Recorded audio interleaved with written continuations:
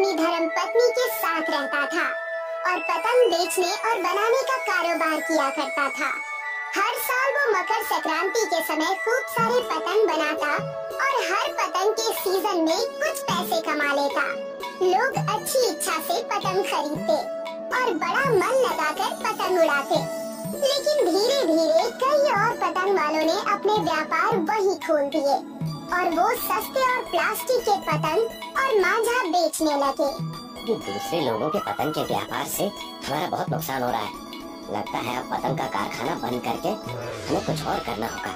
क्या अभी धंधा मंदा चल रहा है, इसका ये मतलब नहीं है कि हम अच्छे व्यापारी नहीं हैं। समय के हिसाब से सब अच्छा हो जाएगा, हमें कुछ दिन और इंतजार करना चाहिए।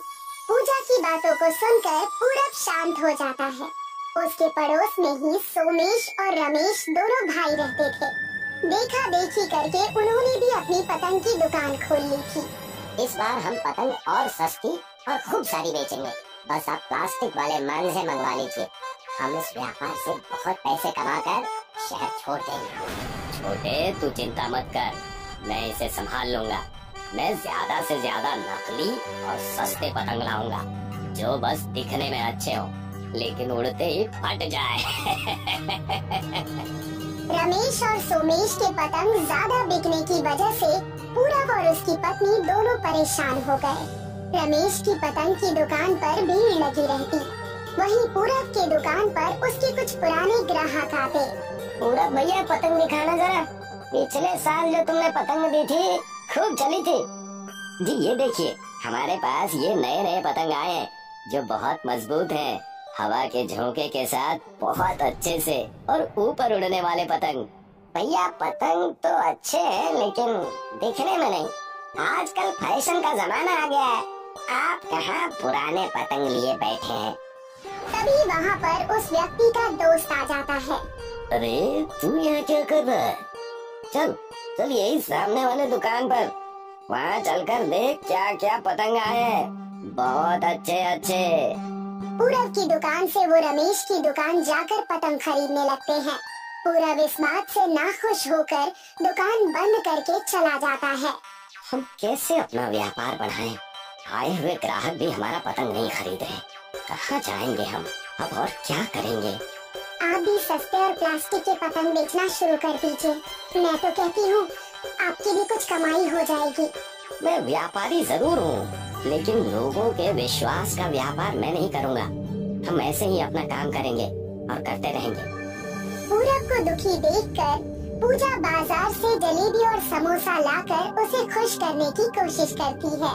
पूरब जलेबी और समोसा देखकर खुश हो जाता है और खाने लगता है। अचानक उसने सोचा कि अगर जलेबी और समोसा के आकार का पतंग बनाकर बेचे तो आजकल फैशन है और लोगों को बाहर का खाना पसंद भी है।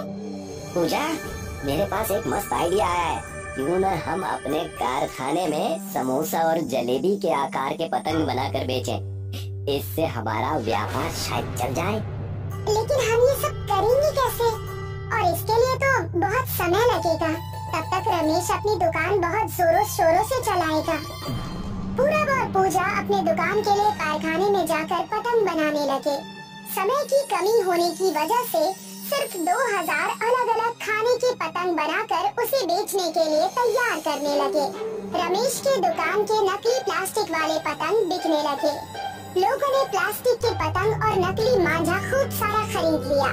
दूसरी तरफ पूरब ने 2000 पतंग बनाए थे और सारे जलेबी, समोसा, फाफड़ा, ढोकला और कई प्रकार के खाने के आकार के थे। वही रमेश के प्लास्टिक के नकली पतंग और मांझे बिक गए थे। आज अच्छी कमाई हुई है। ऐसा ही चलता रहा तो हम इस शहर के सबसे महंगे और अमीर पतंग वाले बन जाएंगे। मजा आएगा।